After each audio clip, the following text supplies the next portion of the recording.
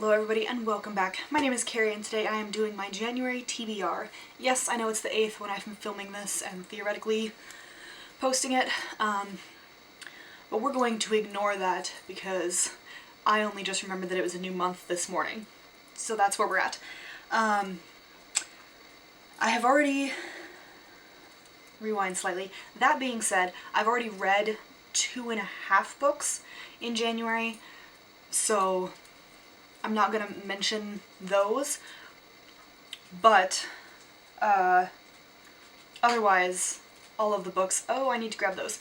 Otherwise, here are the books I kind of, sort of, actually need to read in January, along with a couple that I just want to read because books.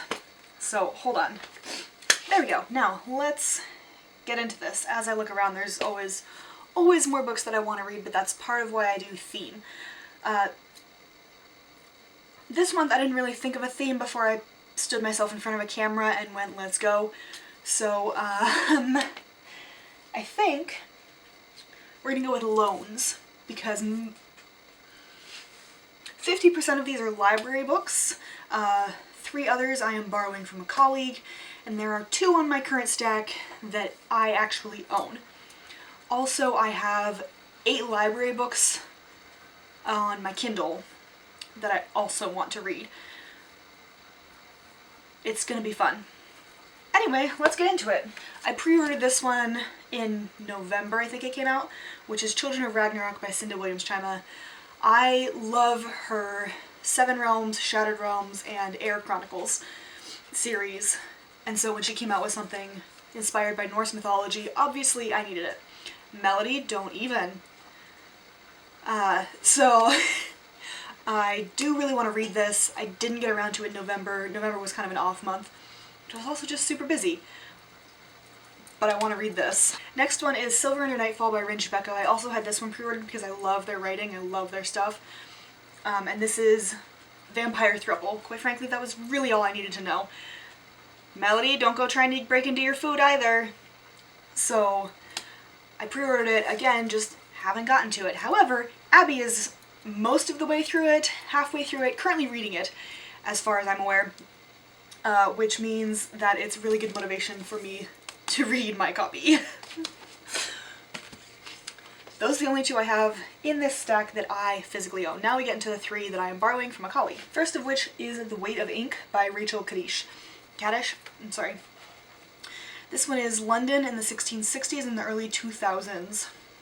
So there's Esther Velasquez, an immigrant from Amsterdam, who scribes for a blind rabbi before plague, and Helen Watt, who is an alien historian with a love of Jewish history, and somehow these 2 women stories intertwine. I love this kind of stuff. It sounds really interesting. It is a bit of a chunker, but I am needing to get through this month because I think I've had it for a month and a half already. So I need to get through this.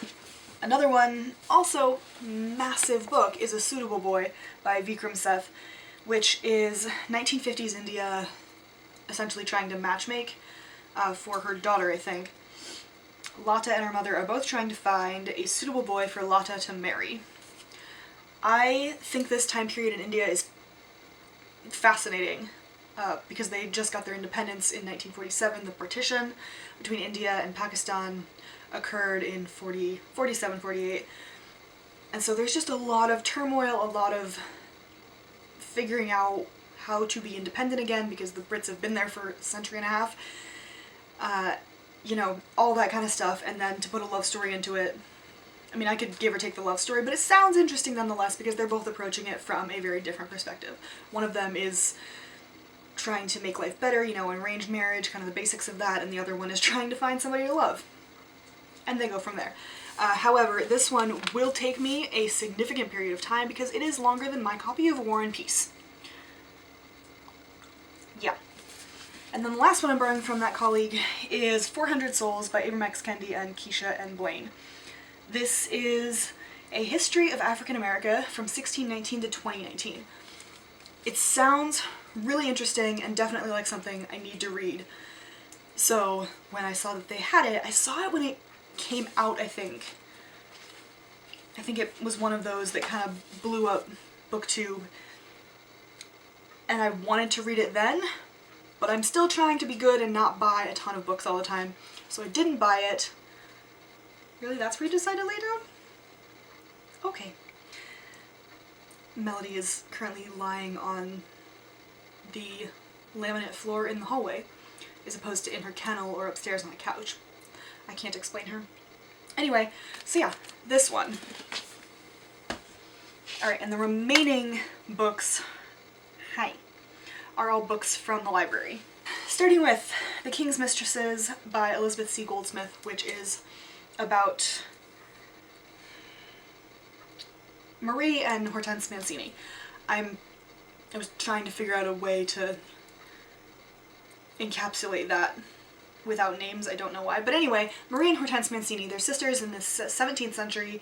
Hortense is one of Charles II's mistresses, and the only reason I know her is because of the World History songs. Well, song about Charles II, the Merry Monarch. It's fine. Oh god, we're doing great. We're doing fine. It's fine. Everybody's fine. The Horrible History song, you think that's funny, but her name's not as silly as Hortense Mancini. That bit, it's about the only line I know from that song. There might be a couple others that'll come to me, you know, after I finish filming the video. But the point is, I am reading a book about them. I didn't know there was a sister, but again, that's not really my time period, right? My time period is Elizabethan English. England. Whoo boy. So, anything beyond that, and I'm interested, but it's not necessarily something I know a ton about already. So I'm halfway through this. There is no bookmark in this, because why would there be? And I'm really enjoying it so far. I think they're very interesting women, and I'm enjoying learning about them. And then I have to read my book club book for next Saturday because I'm a genius, and that is The Anthropocene Reviewed by John Green. I read The Fault in Our Stars by him and decided I would never read another book by him. But here we are. This is a series of essays on a human-centered planet, apparently. I don't know what that means. Apparently this is a really good book. I am going in with a bias because I just am not huge on him. Like, I'm sure he's a good person and he must be a decent enough writer because everybody and their mother seems to love him. Except that I am not everybody or their mother, and therefore somehow don't like his books. It is what it is, but I'm curious how I feel. Then we have Last Night at the Telegraph Club by Melinda Lowe. This is a queer YA, I think? Yep, YA. Set in 1954, San Francisco? I think it's San Francisco. It's the States, anyway. There's a lesbian bar called the Telegraph Club. America in 1954 is not a safe place for anybody who is not white, old, and male. So, this ought to be... I fully anticipate this to be very good. I've read Ash by Melinda Lowe and loved it. So, I anticipate this will be thoroughly enjoyable for me. It's just not necessarily, again, one of those... It's not a period I pick up a lot about, but I love reading about it. Back to the nonfiction, 1603. Ah, nice sticker. 1603 by Christopher Lee. This is a nonfiction, obviously, about the year Elizabeth I died, which was 1603. She died in March. James I of England, James VI of Scotland, same person, became king, and the Stuart dynasty began. Didn't last very long, didn't end well, but that's not the point. It just sounds really interesting because I'm fascinated by Elizabeth I and I adore her, and she's got her issues. Not debating that even a little bit. But the time period and her reign were absolutely fascinating and intriguing to me. And so I'm really curious to see what the end of that looks like in a concentrated form. Then we have The Heretic Queen, which is by Susan Ronald and about Elizabeth and the Wars of Religion. When I say she's got issues, this would be one of them. I mean, given the context of the time and the beliefs of the time, I can't really blame her for the way she acted. But from a 21st century perspective, it's not great. Anyway, this also looks and sounds really fascinating because I don't know a lot of the details necessarily about the religious wars. I just know Catholics bad, Protestants good, crush Spain. Not that that worked either, but Spain couldn't crush England, so benefits all around. England is crushing themselves right now, but that's not the point. Next, I have The Paris Bookseller by Carrie Maher. This is a fiction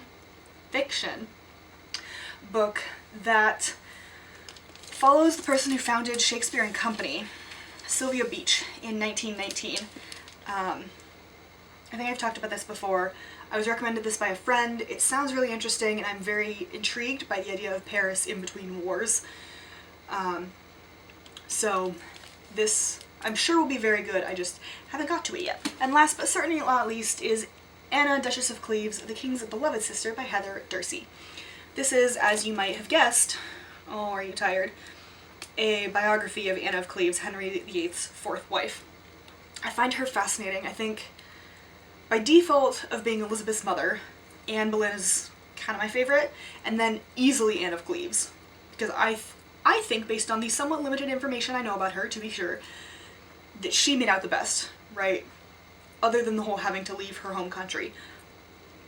But she did manage to be super rich and outlive him, and not have to have children or be married, which all sounds really good to me. So I don't know. But hopefully this fairly short thing will shed some light on more hidden corners of this woman's life for me.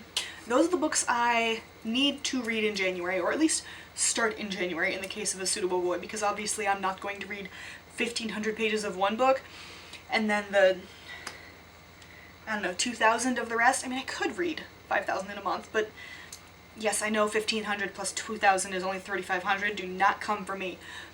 However, I'm rounding up. Anyway, we will see. We will see how this goes. I will read several. I will read enough. And I will read from this list and whatever else I feel like picking up. Which, fuck if I know what that is. Anyway, those are the books I'm going to read in January. If you have any preferences, thoughts, comments, questions, leave them down in the comments below. And in the meantime, I will see you in my next video. Bye.